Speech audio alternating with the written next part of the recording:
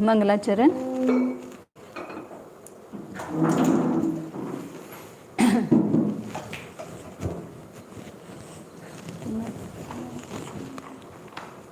मोक्षमार्गस्य नेतारं भेत्तारं कर्मभूभृतां ज्ञातारं विश्वतत्त्वानां वन्दे तद्गुणलब्धये वन्दे तद्गुणलब्धये वन्दे तद्गुणलब्धये।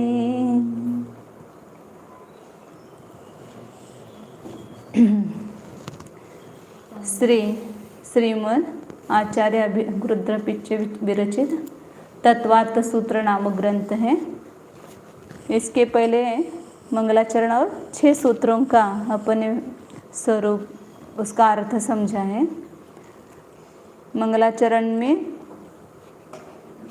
मोक्ष मार्ग के नेता और कर्मभूपुर पर्वतों के भेदता और संपूर्ण तत्वों के ज्ञाता, ऐसे जिनेंद्र भगवान को नमस्कार किया है और उनके गुणों की प्राप्ति के लिए।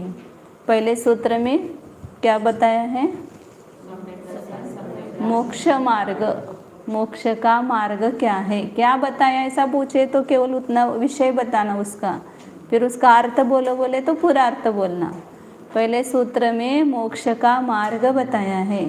क्या बताया मोक्ष का मार्ग? सम्यक ज्ञान और सम्यक चारित्र की एकता, ये मोक्ष का मार्ग है। दूसरे सूत्र में क्या बताया है?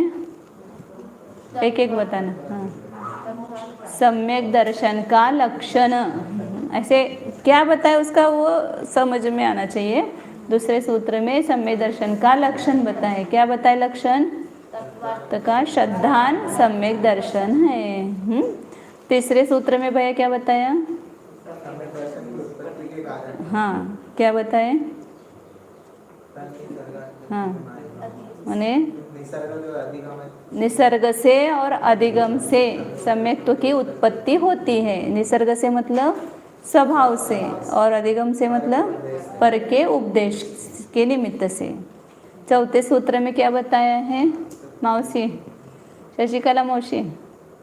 चौथे सूत्र काय सांगितलं? 7 तत्वों के नाम बताए। कौन कौन से तत्व हैं?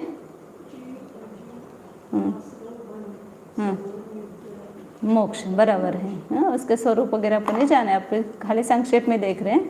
5वें सूत्र में क्या बताया माता जी? हाँ, क्या बताया? हाँ, शब्द कितने अर्थों में होता है? सम्यक दर्शनादिक और जीवादिक तत्वों का वर्णन, उसका जो अर्थ है कितने प्रकार से होता है। तो कितने प्रकार से बताया?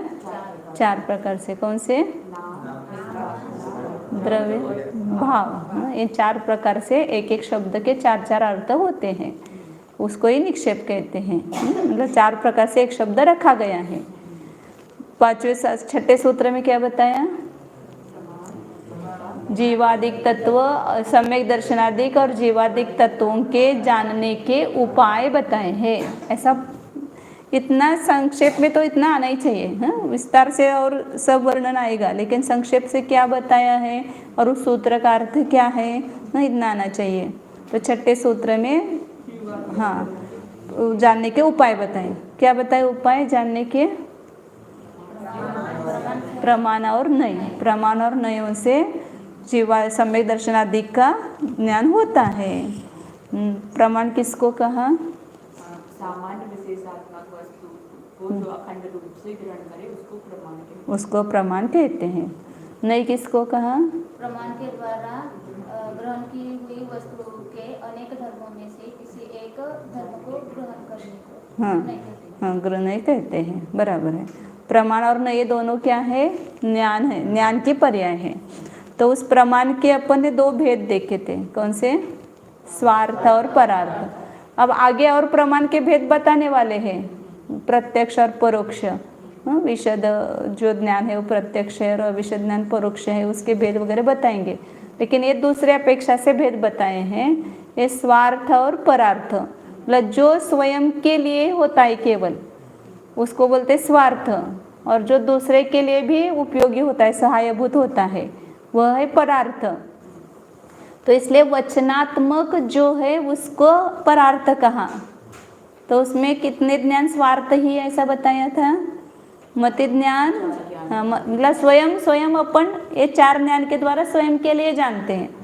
मति ज्ञान, मन पर ज्ञान और केवल ज्ञान, ये 4 ज्ञान स्वार्थ ही है, केवल ज्ञानात्मक ही है, इसमें वचन नहीं होते हैं। इस ज्ञान में वचन नहीं होते हैं। और एक श्रुत ज्ञान है, वह स्वार्थ रूप भी है और परार्थ रूप भी है। स्वयं के लिए स्वयं हम जानते हैं, वह स्वार्थ प्रमाण है, और दूसरों को बताते हैं वो क्या है? परार्थ प्रमाण है। या अपने वचनों को सुन करके जो श्रोता को उत्पन्न होता है वह भी परार्थ कहा जाता है। तो इसलिए एक वचनात्मक को भी प्रमाण क्यों कहा है? क्योंकि ये वचन जो है वो प्रमाण के श्लोक वार्तिक में एक वाक्य आया है कि वचन वक्ता के प्रमाण ज्ञान के कार्य है। मतलब मुझे ज्ञान हुआ, फिर मैंने आपको वचनों के द्वारा बताया, तो ये वचन क्यों निकले उसके लिए मेरा प्रमाण ज्ञान कारण हो रहा है। प्रमाण ज्ञान के ये वचन कार्य है। निमित्त नैमित्तिक की अपेक्षा से, व्यवहार की अपेक्षा से लगाना है। यदि मैं नहीं जानती तो आपको बता सकती थी क्या? वचन बोल सकती थी क्या? नहीं। तो मैंने जाना इसलिए मैं वचन बोल रही हूँ, और मेरे वचन आपको जानने में निमित्त हो रहे हैं। तो आपके ज्ञान के क्या हो गई है? कारण, और मेरे ज्ञान के क्या हो गए? वचन कार्य। मेरा ज्ञान कारण और मेरे वचन कार्य, और मेरा वचन निमित्त और आपका ज्ञान कार्य। मोशी माताजी न तिकडच्या विचार सांग। हाँ, क्या हो गया? वचन को भी प्रमाण क्यों कहा है? तो शास्त्र में अपने सब जगह कारण में भी कार्य का उपचार होता है और कार्य में भी कारण का उपचार होता है। कभी कभी जैसे अन्न प्राण है ऐसा कहा, तो अन्न प्राण है क्या? अन्न हमारा प्राण रहने के लिए कारण है, इसलिए उस कारण में हमने कार्य का उपचार किया। और कभी कार्य में भी कारण का उपचार करते हैं। कारण में कार्य का उपचार और कार्य में कारण का उपचार किया जाता है। ऐसे वचन में दोनों का उपचार हो गया। वक्ता के ज्ञान जो है उसका वो वचन कार्य है, वक्ता का ज्ञान कारण। यहाँ लिखती हूँ, आपको तो जल्दी समझ में आएगा। खड़ूगी पांडरे।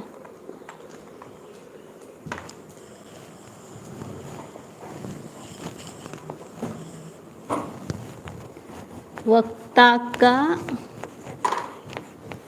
प्रमाण ज्ञान क्या हो गया? ये कारण, और वचन ये हो गया कार्य,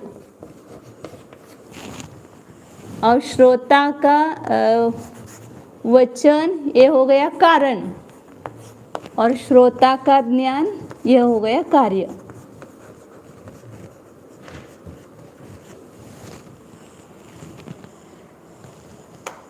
क्या बताया? वक्ता का ज्ञान वो हो गया कारण, और वचन ये हो गया कार्य। मैं अभी वचन बोल रही हूँ क्योंकि मैं अपने प्रमाण के द्वारा उस वस्तु के स्वरूप को जानती हूँ, इसलिए मैं वचन बोल पा रही हूँ। तो ये वचन रूप कार्य हो रहा है। इसमें निमित्त, ये निमित्त की अपेक्षा लगाना। जहाँ पर भी 2 द्रव्य होंगे वहाँ पर निमित्त की अपेक्षा लगाना, उपादान नहीं। वचन का मेरा ज्ञान का उपादान कारण नहीं है, निमित्त कारण है। और वचन क्या बने? मेरे कारण, और आपको ज्ञान उत्पन्न हो रहा है वह क्या है? कार्य। तो यहाँ पर वचन को भी प्रमाण कहा, परार्थ प्रमाण कहा ना उसको, वचन को क्यों कहा? तो यहाँ पर इस कारण का कार्य में उपचार किया। वचन में प्रमाण ज्ञान का कार्य ये वचन है, तो इस वचन में इस कारण का कार्य में उपचार करके, कारण ज्ञान है उसका उपचार वचन पर किया कि वचन भी ज्ञान है। और यहाँ पर वचन कारण है, इस कारण में कार्य का उपचार किया। श्रोता को ज्ञान उत्पन्न हुआ ना, जैसे परार्थानुमान में अपन लगाते थे कि उस वाक्य को सुन करके श्रोता को अनुमान उत्पन्न होता है, वो परार्थानुमान है। इसी प्रकार मेरे वचन को सुन करके आपको जो ज्ञान उत्पन्न हो रहा है वो कार्य है वचन का, इसलिए उस कार्य का कारण में उपचार करके कहा। माने वचन का कारण ज्ञान है और वचन का कार्य ज्ञान है, दोनों हो गया। इसलिए वचन में कारण का कार्य में भी उपचार है और कार्य में कारण का उपचार, दोनों जगह किया। ऐसा लिख करके करो तो जल्दी समझ में आएगा।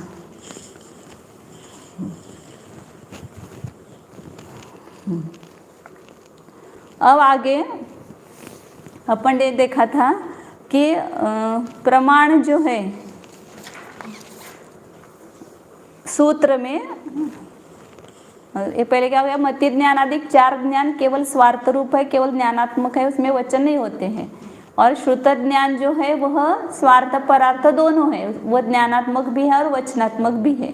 जो भी वचन बोला जा रहा है वक्ता का, तो वो श्रुत ज्ञान के निमित्त से ही वचन निकलते हैं। अब आगे बताया था कि प्रमाण नय ही अधिगम, इसमें प्रमाण शब्द पहले क्यों रखा है, क्योंकि नय इसमें अल्प स्वर होते हुए, जो अल्प स्वर वाला होता है उसको पहले लिखा जाता है और जो कम ज़्यादा स्वर वाला है उसको बाद में लिखा जाता है। तो यहाँ पर क्यों पहले लिखा? हाँ, प्रमाण में पूज्यता है। क्यों पूज्यता है प्रमाण में? नई की उत्पत्ति प्रमाण से नहीं होती है। हाँ, और नहीं, प्रमाण से नई की उत्पत्ति होती है, इसलिए प्रमाण बड़ा हो गया। माता बड़ी कि पुत्र बड़ा? ऐसे प्रमाण माता है और नय पुत्र है, प्रमाण से नय का जन्म हुआ है, तो इसलिए प्रमाण बड़ा हो गया और नय छोटा हो गया, अपूज्य हो गया। और दूसरा कारण क्या बताया? प्रमाण सकलादेश, मतलब संपूर्ण वस्तु को ग्रहण करता है और नय एक धर्मों को, एक अंश को ग्रहण करता है। उसके लिए उदाहरण दिया था ना कल, संपूर्ण फैक्ट्री का जो मैनेजर है वो बड़े पद पर है और जो एक विभाग का जो मुख्य है वह उसके नीचे इस पर स्टेज पर है। तो इसलिए नय एक ही अंश को ग्रहण करते हैं, इसलिए वो पूज्य नहीं है। और प्रमाण संपूर्ण वस्तु को ग्रहण करता है, इसलिए वह पूज्य है। फिर प्रमाण और नय, नय के कितने भेद किए? कौन से? पर्यार्थ, द्रव्यार्थिक और पर्यार्थिक। द्रव्यार्थिक नय किसको कहा? जो सामान्य उसको ग्रहण करता है उसको द्रव्यार्थिक नय, और जो उसको ग्रहण करता है वो पर्यार्थ। मतलब जब भी हम वस्तु की तरफ सामान्य की, हम हमेशा कोई ना कोई एक दृष्टि से देखते हैं वस्तु की तरफ, कभी सामान्य की दृष्टि से देखते हैं, कभी विशेष की दृष्टि से देखते हैं। जैसे आप ये सब जीव है तो उसमें सामान्य दृष्टि से देखा, हाँ, फिर ये बालक है, तरुण है, ये वृद्ध है, या ये पुरुष है, ये स्त्री है, ऐसा हम देख रहे हैं। तो कैसे देख रहे हैं? विशेष, मतलब पर्याय दृष्टि से देख रहे हैं माता।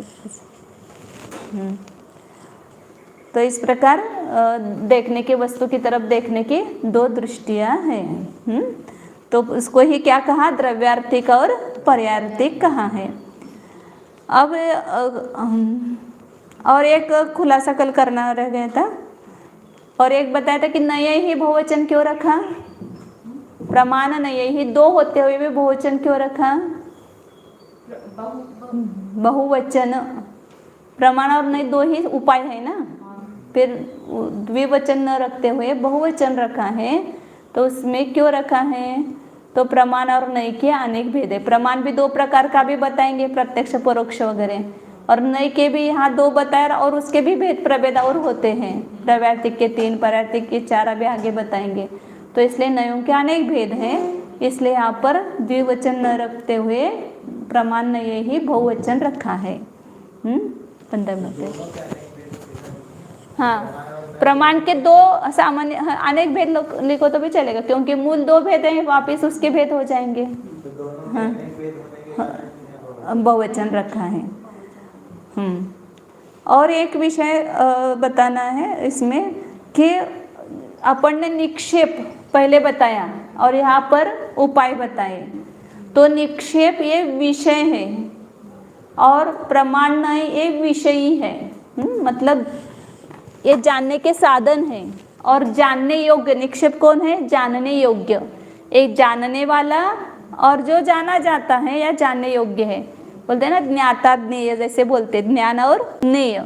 उस प्रकार निक्षेप जो अपन ने 4 प्रकार के बताए वो वस्तु के भेद हैं।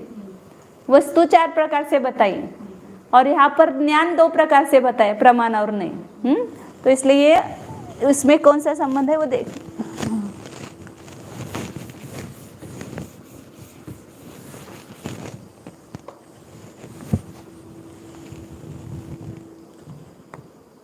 न क्या है? विषयी, मतलब विषय करने वाले, जानने वाले, और प्रमाण और नहीं दोनों भी ले लो।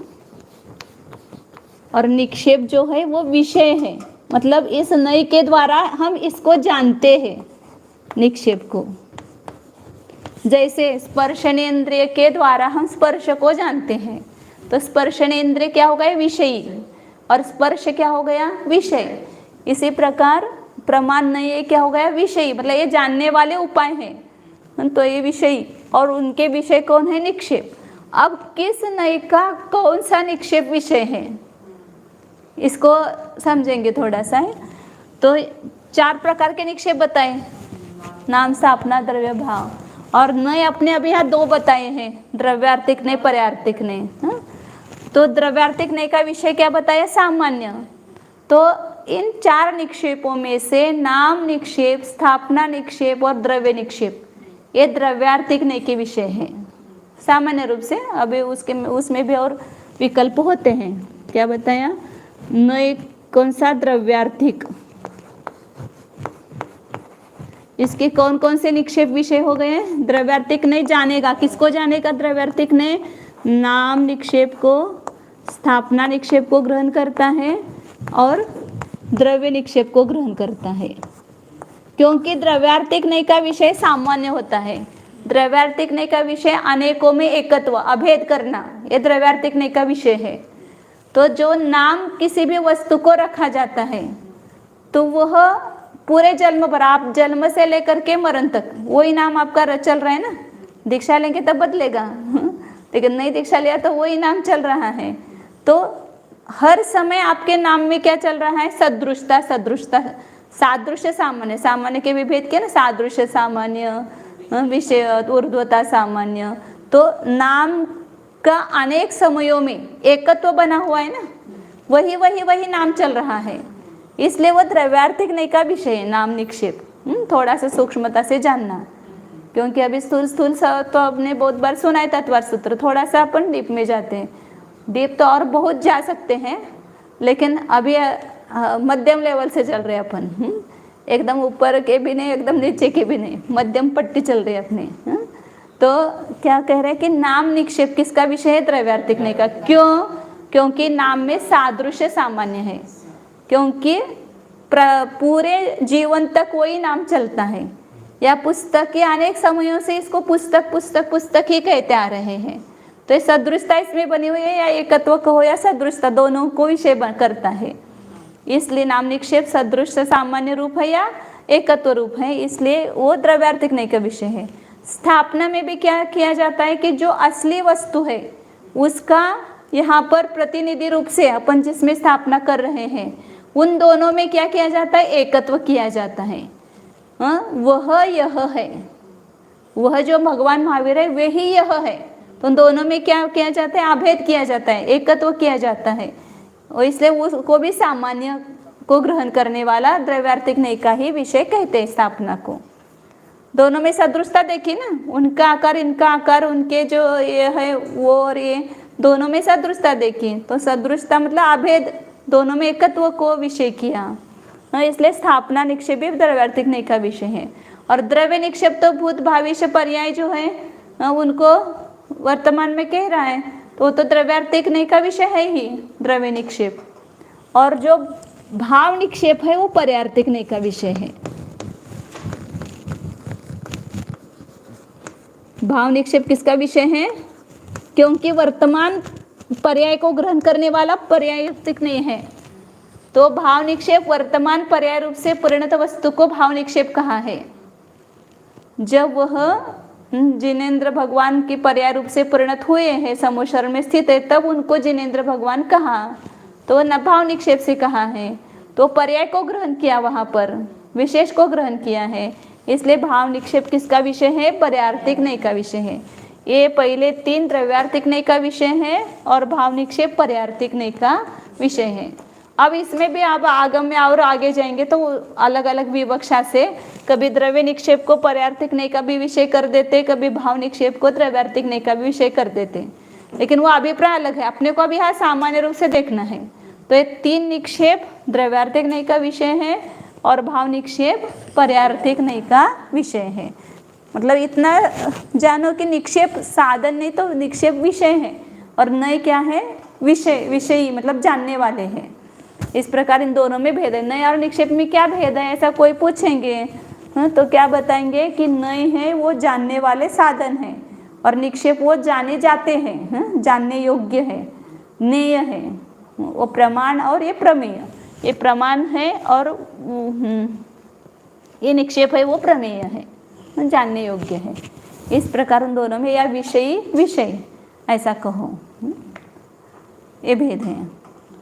अब यहाँ किसी का और प्रश्न होता है कि नय जो है वो प्रमाण के द्वारा ग्रहण की हुई वस्तु को ही ग्रहण करता है, तो नय जो है पूरी वस्तु को ग्रहण नहीं करता है।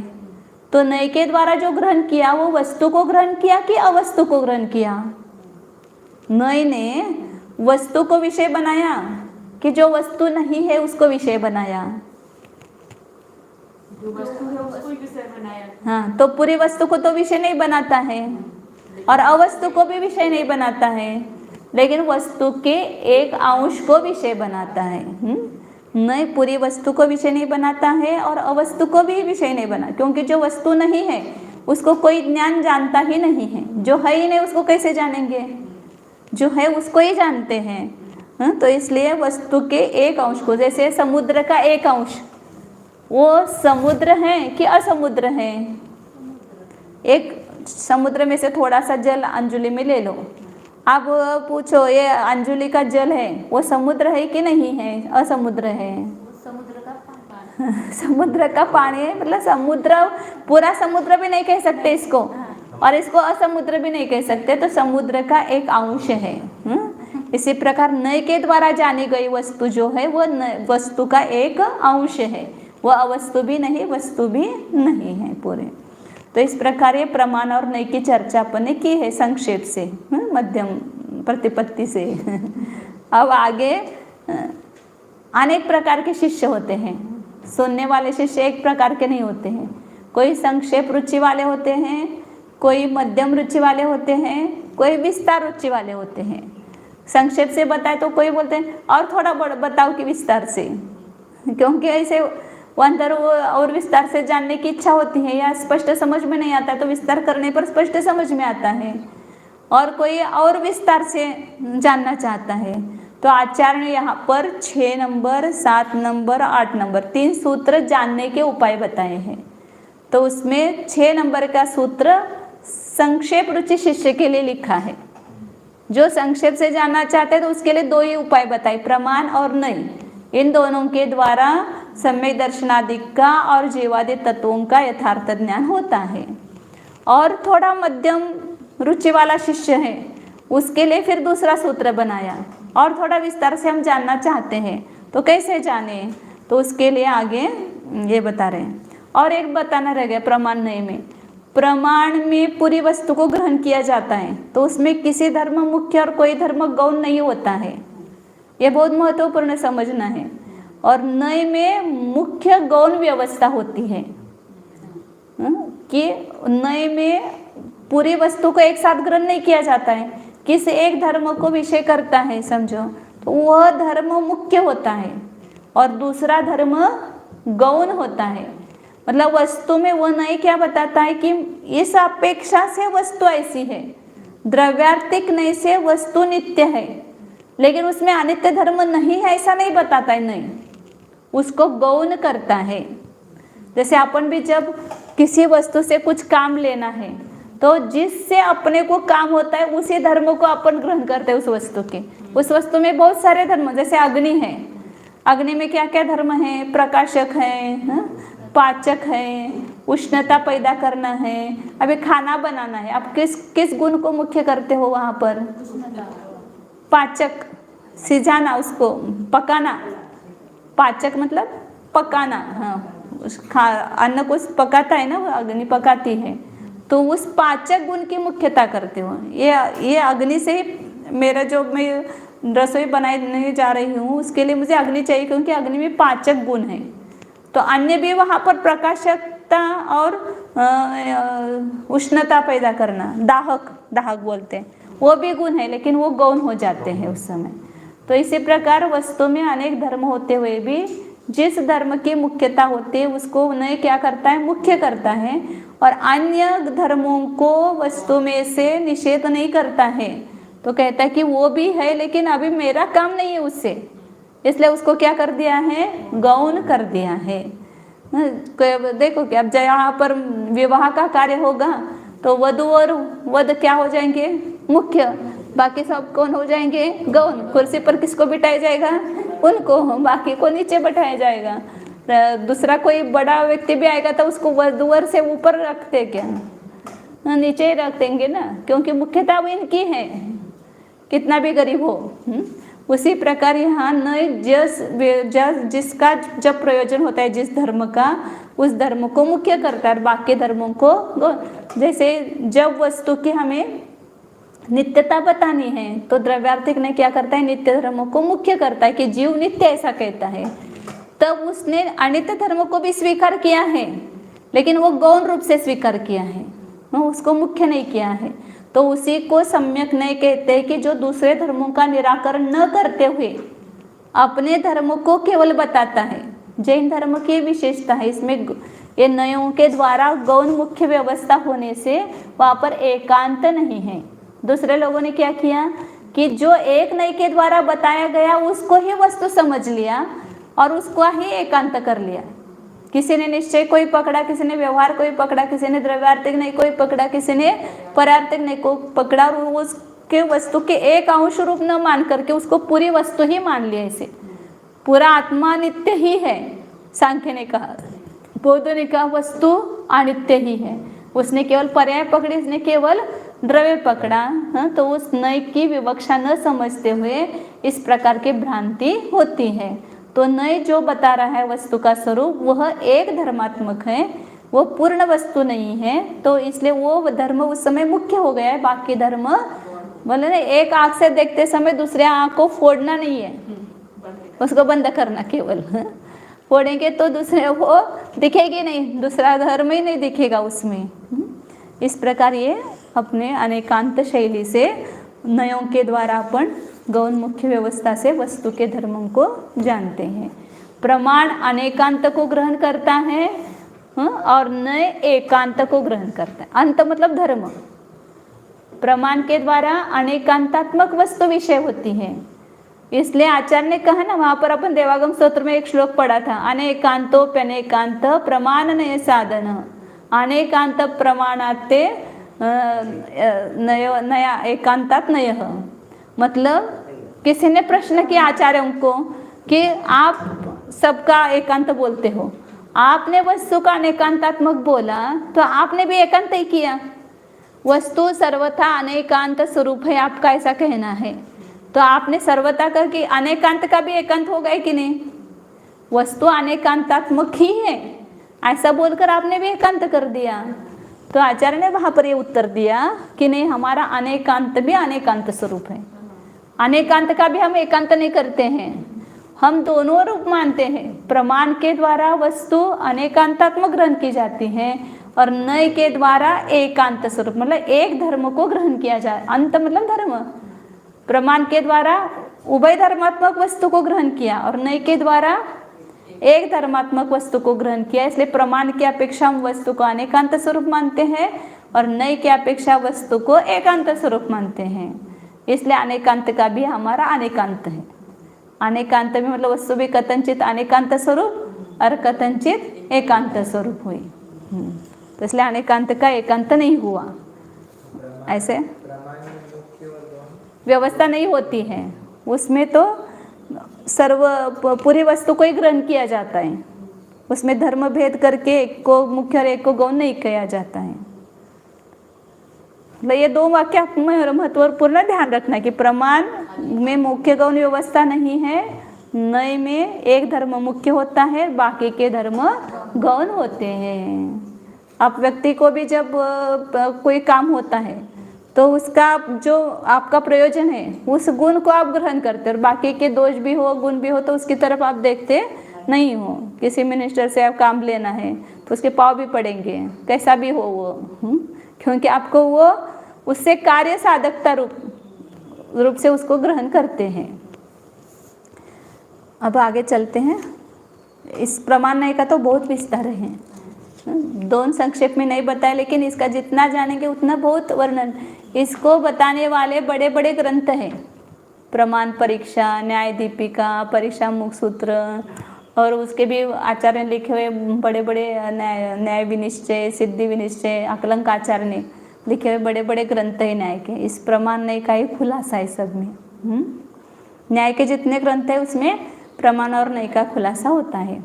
और केवल नय पर लिखे हुए माइल धवल नय, नय चक्र है, बहुत सारे द्रव्य स्वभाव नय, प्रकाशक नय चक्र, श्रुत भवन दीपक नय चक्र, ऐसे नय के भी बहुत सारी पुस्तकें आचार्य ने लिखी हैं। केवल नय के भेद प्रभेद बताए उसमें, इसलिए अपन संक्षेप से देखते हैं। अब आगे मध्यम रुचि शिष्य के लिए 6 अनुयोग द्वार बताते हैं कि और वस्तु को हम कैसे कैसे जान सकते हैं कि जिस कारण से उस वस्तु का स्पष्ट खुलासा हो जाएगा। हमें जीवादि को जानना है, सम्यक दर्शनादि को जानना है, तो और कैसे जाने हम, तो वो यहाँ पर उपाय बताए जा रहे हैं। जैसे जिस चीज को अपन संक्षेप से जान रहे हैं तो उसको नए रूप से बोल सकते हैं, प्रमाण और नय। हाँ, जैसे जिस चीज को हमने संक्षेप से जाना, मतलब कम रूप में, जैसे प्रमाण का बहुत विस्तार है और उसको हमने कम रूप में, मतलब छोटे रूप में जाना, तो उसको नए बोल सकते हैं। हाँ, जिस रूप से जाना आपने उसको वो बोल सकते हैं। नय के द्वारा जाना है तो नय बोलेंगे, प्रमाण के द्वारा भी संक्षेप से जान सकते हैं। अब आगे 6 सूत्र पढ़ती हूँ मैं। सूत्र आज बोले नहीं, पहले शुरू से बोलो एक बार। हाँ, सम्यक दर्शन ज्ञान चारित्राणि मोक्ष मार्ग, तत्वार्थ श्रद्धाणं सम्यक दर्शनम तन्निसर्गादधिगमात्।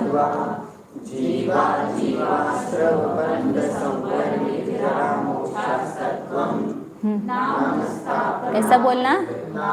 स्थापना द्रव्य भावतस्तन्यासः प्रमाणनयैरधिगमः। अब आगे 7वां निर्देश स्वामित्व साधनाधिकरण स्थिति विधानतः।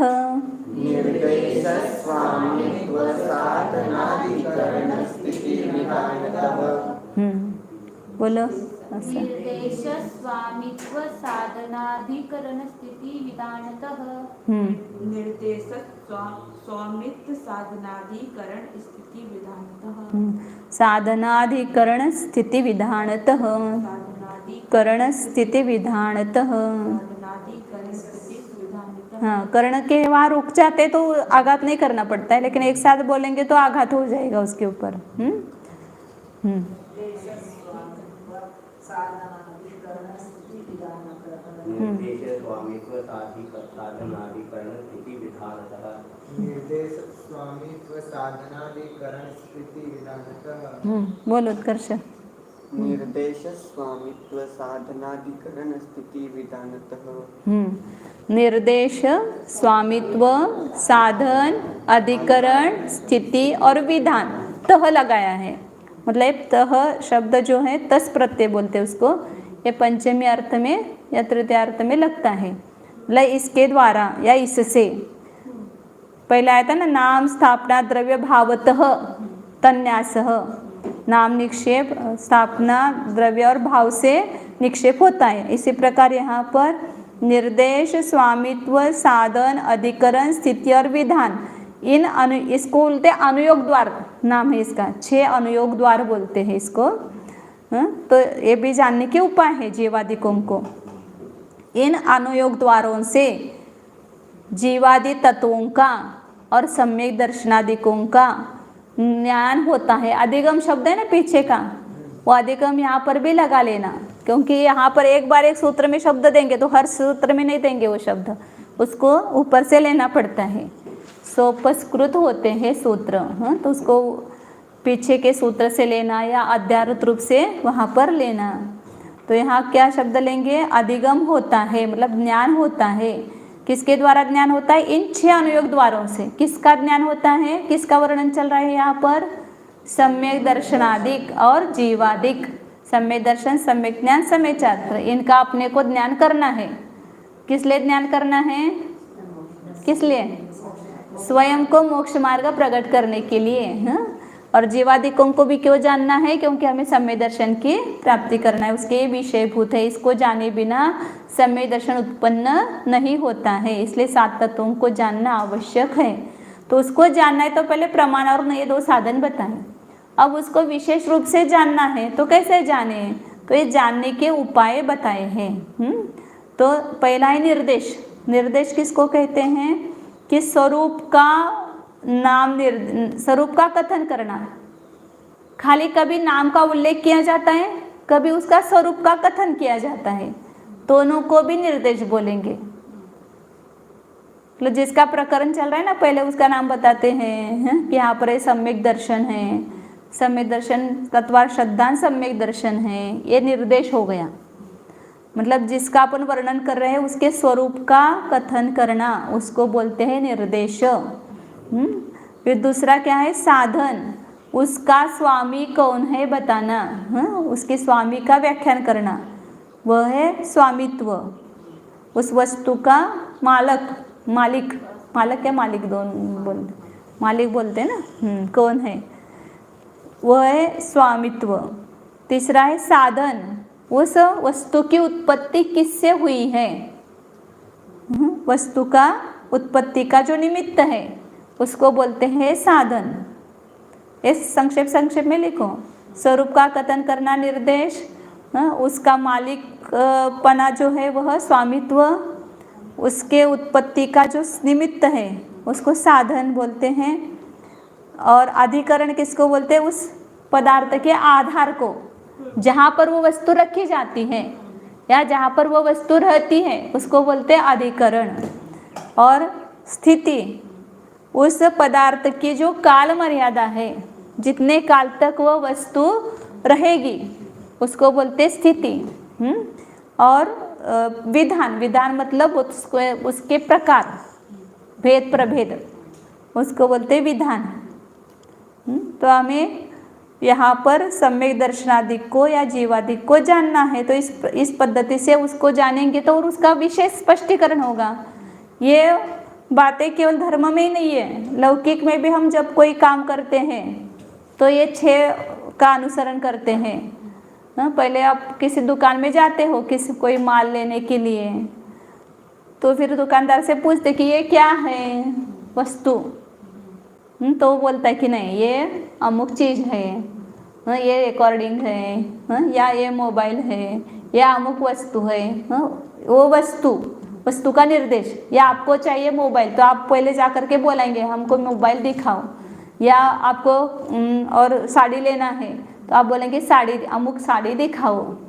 तो आपने निर्देश किया। मतलब एक तो आप देखने पर पूछेंगे कि ये कौन सी वस्तु है, या आपको जो वस्तु चाहिए उसका आप पहले नाम निर्देश कर देते हो। फिर वो वस्तु, ये वस्तु किसकी है, किस कंपनी की है, उसका मालिक कौन है, ये पूछते हो। मतलब ये जो क्रम भी दिया है ना निर्देशादिक का, तो वो क्रम ऐसा ही क्यों रखा है? पहले निर्देश क्यों बताया और उसके बाद में स्वामित्वादिक क्यों बताया? क्योंकि किसी भी वस्तु का निश्चय करना है तो उसका निर्देश किए बिना उसके स्वामित्व आदि का कथन नहीं हो सकता है। पहले वस्तु किसके बारे में आप बोल रहे हो, वो वस्तु ही पता नहीं है, फिर उसका मालिक कौन है, वो किससे बनी है, कहाँ पर रहती है, कितने काल तक रहेगी, ये सब प्रश्न कैसे उत्पन्न हो सकते हैं? तो जिस वस्तु को आपको जानना है उस वस्तु का पहले निर्देश करना पड़ता है, तो फिर आगे के प्रश्न उत्पन्न होते हैं। फिर आगे का क्रम जो है प्रश्नों के अनुसार, जैसा प्रश्न पूछने वाला जिस क्रम से पूछेगा उस क्रम से उत्तर दिया जाएगा।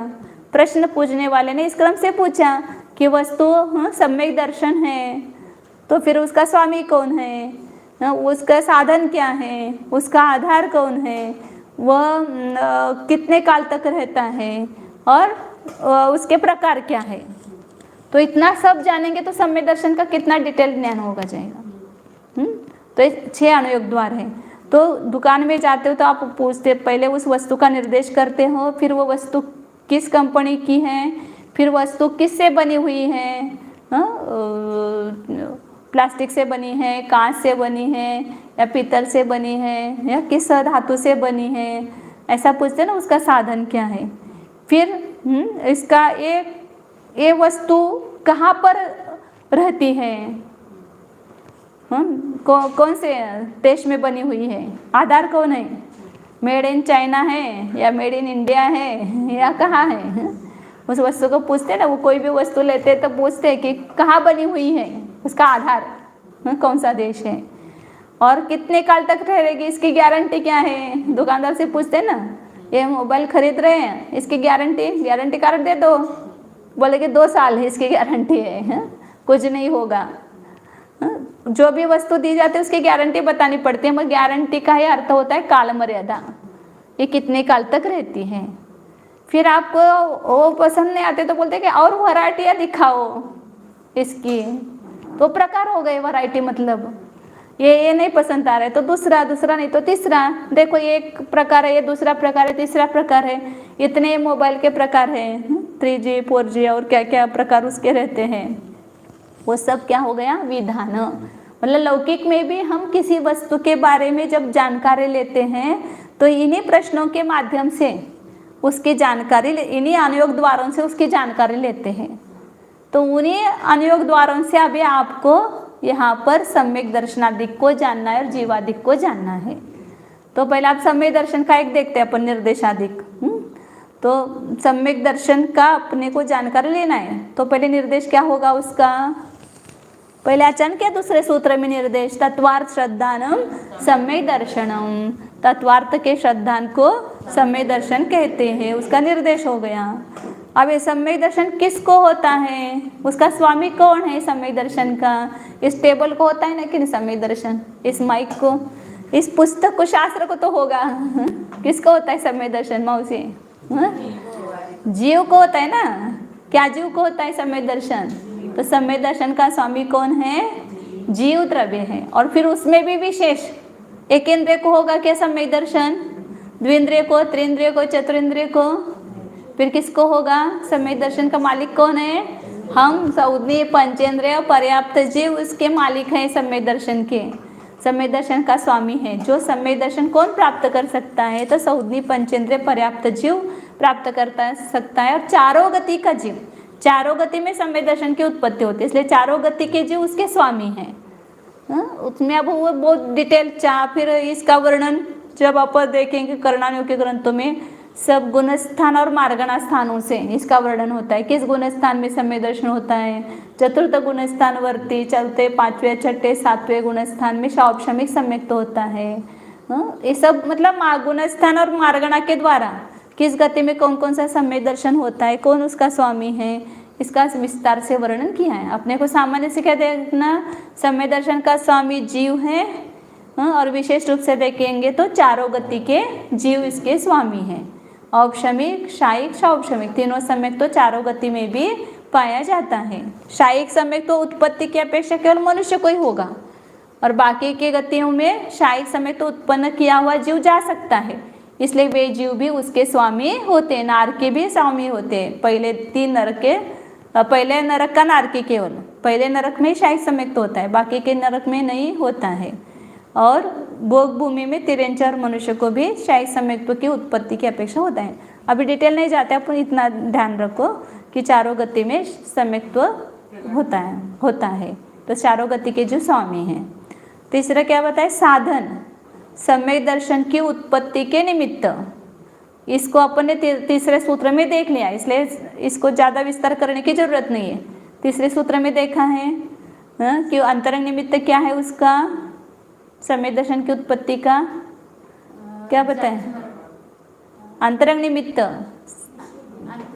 तीन दर्शन मोहनीय और अनंतानुबंधी कषाय 7 प्रकृतियों का उपशम, क्षय या क्षोपशम, इसको अंतरंग निमित्त साधन बोलते हैं।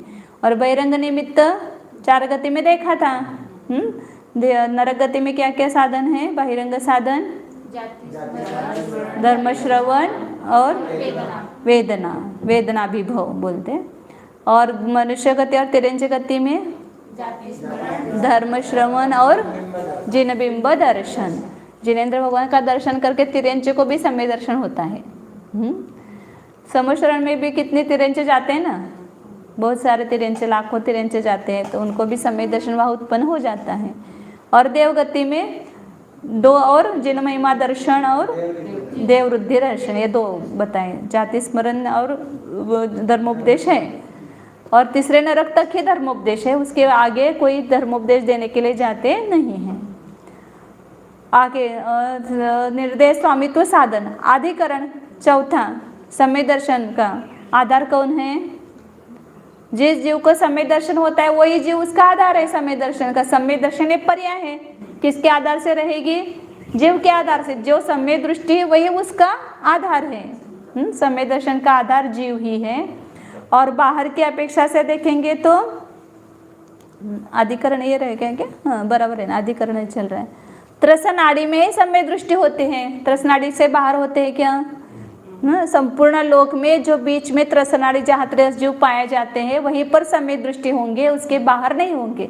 इसलिए व्यवहार से त्रसनाड़ी सम्यक दर्शन का आधार बताया जाता है। निश्चय से जो सम्यक दृष्टि जीव है वही उसके आधार है। स्थिति, सम्यक दर्शन की स्थिति कितने काल तक रहता है सम्यक दर्शन? तो उसको बोलते हैं काल मर्यादा स्थिति। तो वहाँ औपशमिक सम्यक 3 प्रकार के सम्यक्त्व है, सबका काल समान नहीं है। औपशमिक सम्यक्त्व कितने काल के लिए होता है? अंतर्मुहूर्त के लिए।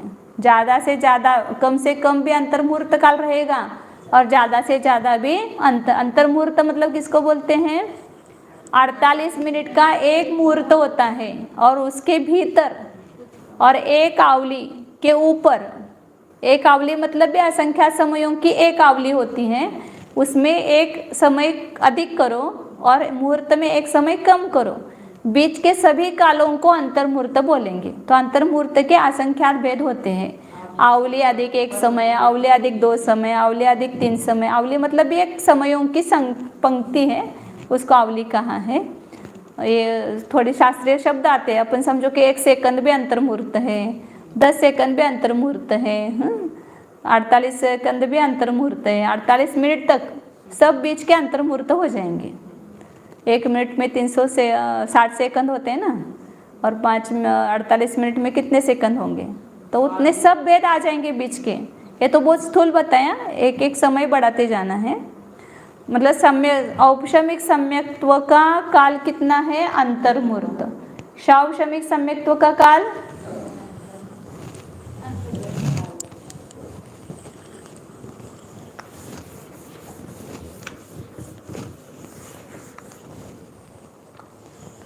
जगन्य और उत्कृष्ट, ऐसे 2 प्रकार के काल की प्ररूपणा होती है। जगन्य मतलब कम से कम और उत्कृष्ट मतलब अधिक से अधिक।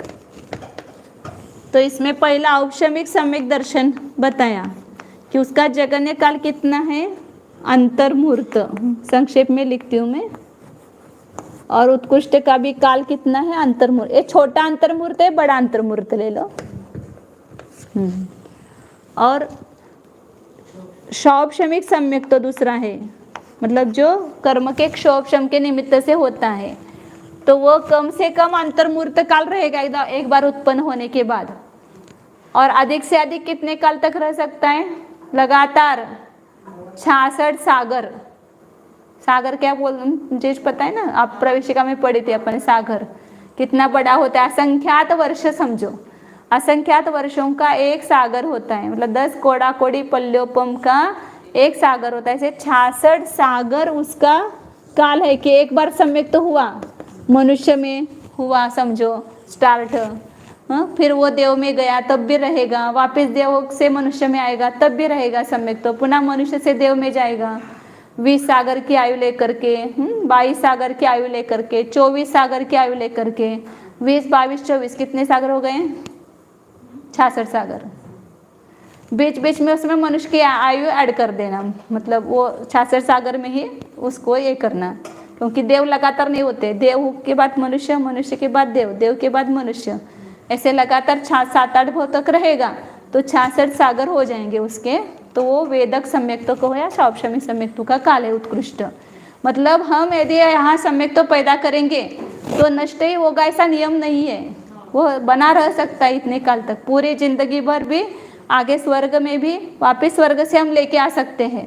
तो अभी ऐसा करना ही है कि शायद सम्यक सम्यक तो पैदा करके मोक्ष जाने तक, अब शायद सम्यक तो होने तक छोड़ना नहीं उसको, बिल्कुल उसको दृढ़ता से धारण करना है, डगमगना नहीं है, कंपायमान नहीं होना है, श्रद्धा इसे दृढ़ बनाना है अपनी।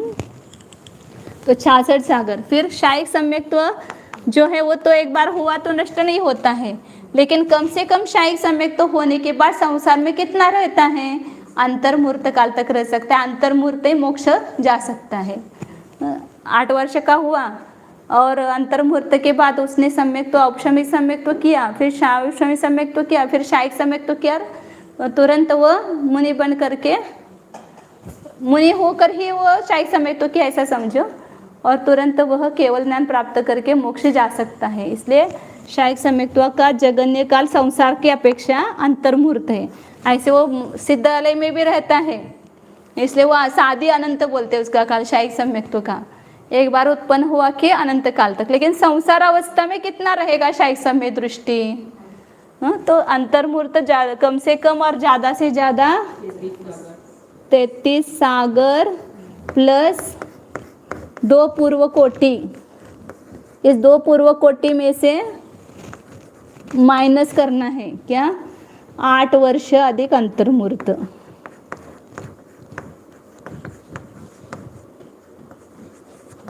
मतलब कोई जीव यहाँ पर मनुष्य में बालक है, वह 8 वर्ष होने के बाद अंतर्मुहूर्त के बाद उसने एक शायिक सम्यक्त्व प्राप्त किया, फिर वह पूर्व कोटि उसकी आयु है। ज़्यादा से ज़्यादा मनुष्य यहाँ कर्मभूमि में कितने काल रहता है? पूर्व कोटि वर्ष। तो पूरे पूर्व कोटि वर्ष तक वो शायिक सम्यक दृष्टि रहा, फिर मर करके 33 सागर के सर्वार सिद्धि में गया, उत्पन्न हुआ भावलिंगी मुनि होकर के, फिर 33 सागर तक वो शायिक सम्यक्त्व रहा, फिर पुनः आकर के पुनः पूर्व कोटि की आयु लेकर के आया मनुष्य में, और पूरे पूर्व कोटि काल तक रहा। बड़े बड़े महापुरुषों के चरित्र अपन पढ़ते ना, जैसे अभी नकुल और सहदेव है, सर्वार सिद्धि में गए, वहाँ से आएंगे वापस मनुष्य होंगे, वापस फिर मोक्ष जाएंगे। तो ऐसे एक शायिक सम्यक दृष्टि जीव इतने काल तक संसार में रह सकता है। यहाँ 8 वर्ष कम पूर्व कोटि अंतर्मुहूर्त और 8 वर्ष कम पूर्व कोटि, पुनः 33 सागर स्वर्ग में। पहले 8 वर्ष अंतर्मुहूर्त कम, टाइम हो गया अपने बहुत। पूर्व कोटि माइनस पूर्व कोटि में से माइनस करना, इतना कम मनुष्य में रहेगा, फिर देव में 33 सागर रहेगा, पुनः आकर के एक पूर्व कोटि वर्ष तक रहेगा। तो ये पूरा काल शायिक सम्यक्त्व का है।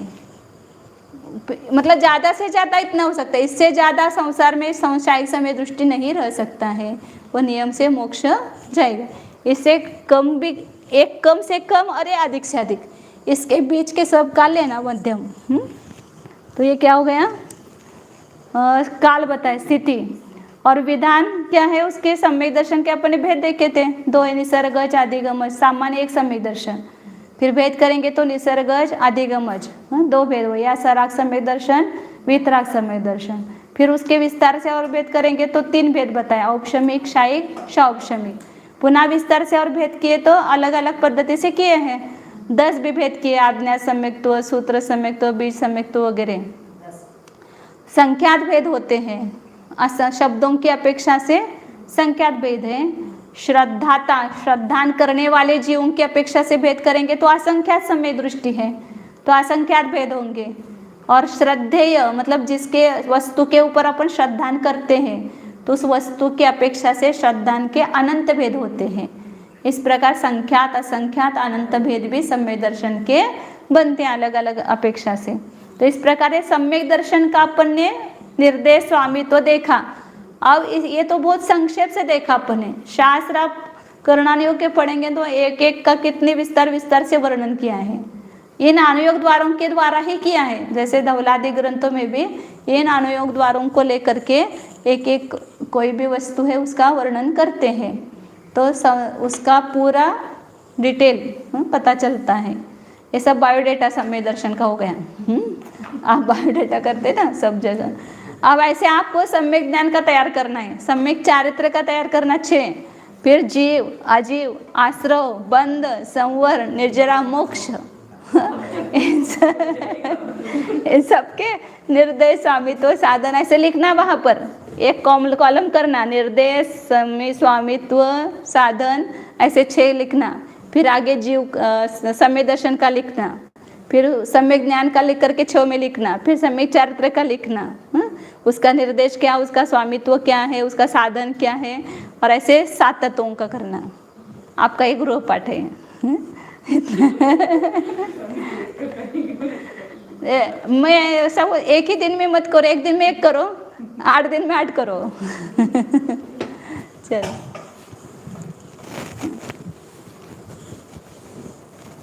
अपना जो काल है ना वो शुभ में जाना चाहिए, तो ऐसा विषय लेकर के बैठना, तो कैसा समय गया वो पता ही नहीं चलेगा। और कहाँ अपने विकल्प भी बाहर नहीं घूमेंगे। अपने विकल्प को एकाग्र करने के लिए ये सब ऐसी पढ़ाई करनी चाहिए।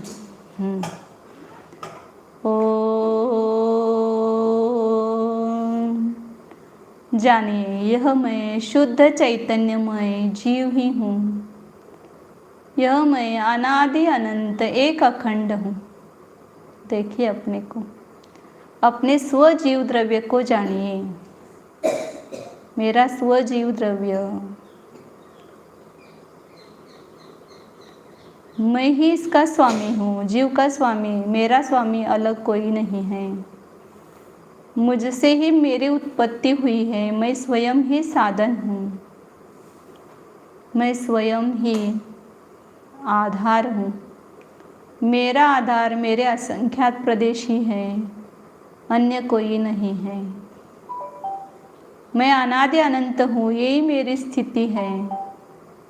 और मैं एक ही हूँ, यही मेरा प्रकार है। अनंत गुणों की अपेक्षा से अनंतपना होते हुए भी मैं अखंड एक स्वरूप हूँ। जानिए शुद्ध जीवत्व स्वरूपोऽहं, ज्ञानानंद स्वरूपोऽहं, एकत्व विभक्त स्वरूपोऽहं, शुद्धोऽहं, एकोऽहं, ध्रुवोऽहं।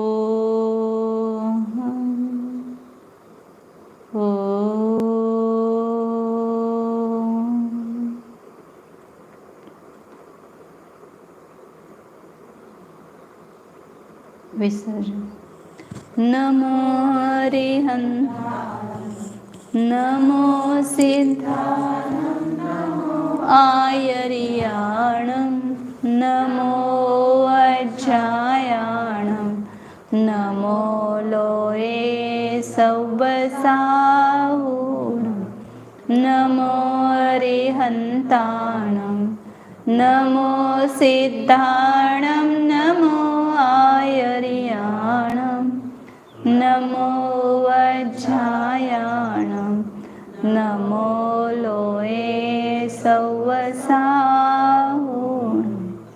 नमो अरिहन्ताणं, नमो सिद्धाणं, नमो आयर्याणं, नमो वज्जायाणं, नमो लोये सौबसाहुणं।